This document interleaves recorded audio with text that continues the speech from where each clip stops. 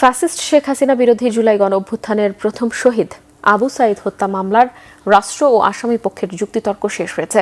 আদালত মামলাটির রায়ের জন্য অপেক্ষমান রেখেছেন। যে কোনো দিন এই রায় ঘোষণা করা হবে বলে জানিয়েছে আন্তর্জাতিক অপরাধ ট্রাইব্যুনাল ২। প্রসিকিউশনের দাবি দ্রুত এই মামলার রায় ঘোষণা করা হবে। গেলমান শফির রিপোর্টে থাকছে বিস্তারিত।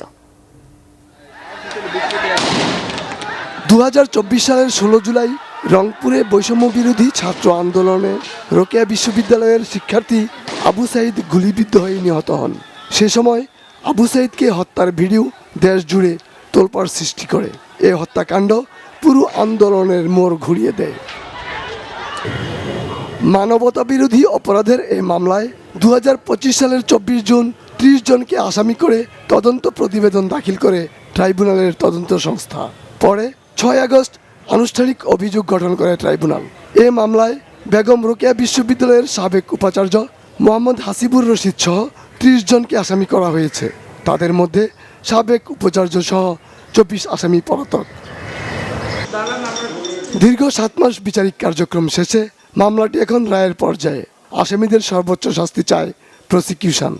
শেখ হাসিনার পতনের শেষ দিকে অর্থাৎ ১ জুলাই থেকে ৩৬ জুলাই পর্যন্ত প্রথম শহীদ আবু সাইদের মামলায় যুক্তিতর্ক শেষ হয়েছে। নিশ্চিদ্র প্রমাণ দ্বারা উপস্থাপন সক্ষম হয়েছি। যাদের বিরুদ্ধে আমরা অভিযোগ দায়ের করেছি তারা সকলেই মামলার সাথে সংশ্লিষ্ট, সকলের বিরুদ্ধেই অভিযোগ আমরা প্রমাণ করতে পেরেছি। আমরা আইনানুগ শাস্তি চেয়েছি, সর্বোচ্চ শাস্তি চেয়েছি।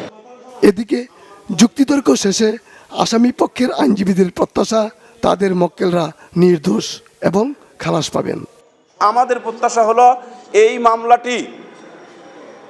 মামলাটি আসামিদেরকে খালাস দিয়ে এই মামলাটি নর্মাল যে সেশনস কোর্ট অথবা দ্রুত বিচার ট্রাইব্যুনাল গঠন করলে ন্যায় বিচার প্রতিষ্ঠিত হবে বলে আমি মনে করি।